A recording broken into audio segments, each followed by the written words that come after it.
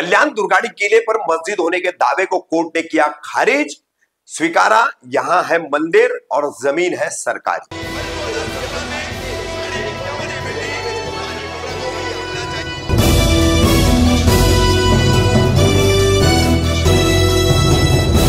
रफीक कामदार Hindustani reporter में आपका स्वागत है। 10 दिसंबर को कल्याण के सेशन कोर्ट के जज एएस लांजेवार ने आखिरकार लगभग 40-50 वर्षों से एक विवाद जो है अदालत में कोर्ट में प्रलंबित था, उसमें जज लांजेवार ने फैसला सुनाया है और तकनीकी मुद्दों पर और दूसरे कारणों पर मजलिस से मुशायरा, ये एक जो संगठन था जिसने आप यहां से जब कल्याण डोंबिवली होते हुए कल्याण की तरफ बढ़ते हैं तो बीच में जो दुर्गाड़ी किला पड़ता है, तो इस दुर्गाड़ी किले में ईदगाह होना, मस्जिद होना, ऐसी तमाम चीजों का दावा जो है एक संगठन है ये मजलिस मुशायरा, उसके जरिए किया था। इसके याचिकाकर्ता कल्याण के निवासी सरफुद्दीन करते थे।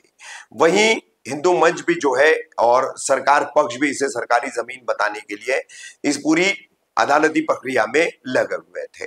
तो इन्हीं बातों को जो है गाहे बगाए अदालत में आदेश आते रहे और अंत में 10 दिसंबर को कल्याण के सेशन कोर्ट के जज एएस लांजेवार ने इसमें फैसला सुनाया और मस्जिद होने का, ईदगाह होने का और यहाँ पर ये संपत्ति मुस्लिमों की होने के दावे को खारिज किया। इतना ही नहीं, ये तमाम जमीन सरकारी है, शासन की है और यहाँ पर ये मंदिर भी है, ये भी कोर्ट ने मुहर बंद कर दिया और फैसला सुनाया है। अब ये फैसला आने के दौरान यहाँ दुर्गाड़ी किले पर भारी पैमाने पर पुलिस बंदोबस्त भी तय किया गया था। इस पूरी प्रक्रिया में सरकार की भूमिका रखने वाले सरकारी वकील सचिन कुलकर्णी, उन्होंने क्या जानकारी दी और फिर शरफुद्दीन करते ने क्या जानकारी दी, देखिए।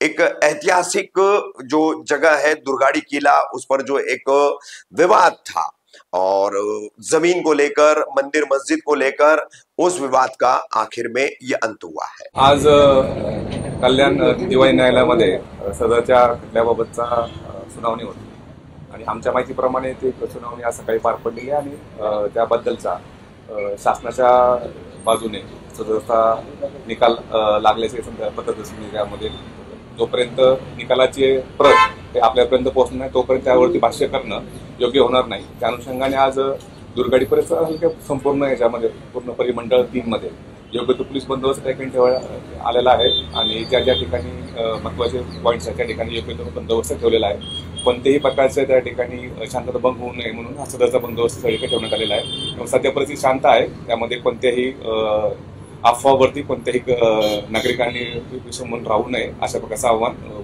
ठाणे पोलीस दलातर्फे करण्यात येत आहे। सर, नेमका हा दावा काय होता आणि यावरती आज काय निर्णय? त्याबद्दलचं जे काही कोर्टाचे अग्रीमेंट्स आहे किंवा त्याबद्दलचं भाष्य करणं आता योग्य होणार नाही। जोपर्यंत कोर्टाची निकालाची प्रत आपल्याकडे प्राप्त होत नाही तोपर्यंत त्याबद्दलचं काही भाष्य करणं अधिकृतरित्या योग्य होणार नाही। पण प्राथमिक माहितीनुसार जो दावा होता त्यामध्ये शासनाच्या बाजूने सध्याचा निकाल लागल्याबाबतचे प्राथमिक माहिती आहे आणि त्या अनुषंगाने योग्य तो बंदोबस्त सर्व परिसरामध्ये ठेवलेला आहे। खास करून दुर्गाडी किल्ल्याच्या भोवती कशा प्रकारची सुरक्षित व्यवस्था या ठिकाणी असते? दुर्गाडी किल्ला असेल किंवा सगळ्याच ठिकाणी आपण बंदोबस्त ठेवलेला आहे जेणेकरून या अनुषंगाने कोणत्याही प्रतिक्रिया उमटवण्याच्या करता हा बंदोबस्त ठेवण्यात आलेला आहे आणि सगळे काही वातावरण शांत आहे। बघा, आज हा तो निकाल आलाय 10 डिसेंबर तारखेत, हा आमचे पूर्व जे मुशावरे होते त्या लोकांनी हा दावा दाखल केला 1976 साली आणि कोर्टाने हा दावा जो आहे टाइम बार्ड म्हणून रिजेक्ट केला आहे। कारण हा दावा 3 वर्षाच्या आत दाखल केला पाहिजे असं कोर्टाचं म्हणणं आलं आणि दावा दाखल केला गेला 9 वर्षानंतर, म्हणून तो टाइम बार्ड म्हणून हा दावा रिजेक्ट केला आहे। काय दावा केला होता तुम्ही, काय मुद्दे मांडले होते त्यामध्ये?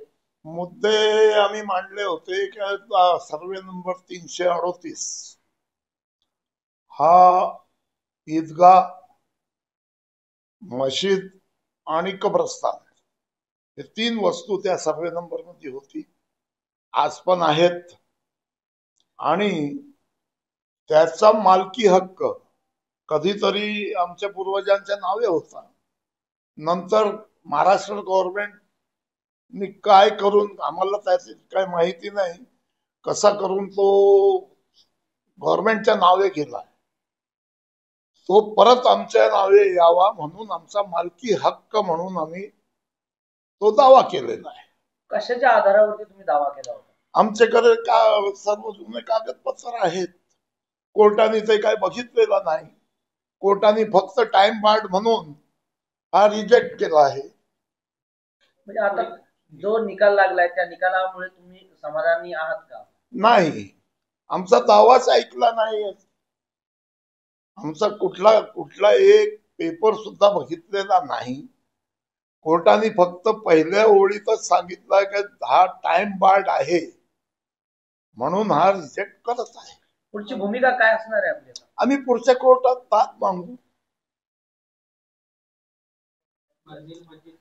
ये मस्जिद मंदिर संदर्भात तिथे काही एक कोर्टाने जबाब दिलेला नाही आणि विचारला सुद्धा नाहीये. तो मंदिर आणि मस्जिदचा असा दावा होता की नेमका जागेचा दावा होता? नाही, पूर्ण प्रॉपर्टीचा दावा होता. मस्जिद, ईदगाची भिंत आणि कब्रस्तान हे 3 वस्तू आहेत तिथे, ज्यातून ईदगाह पण आहे आणि सो कॉल्ड आम्ही आज पण ते विचार ठेवतोय की आमची ती मशीद आहे.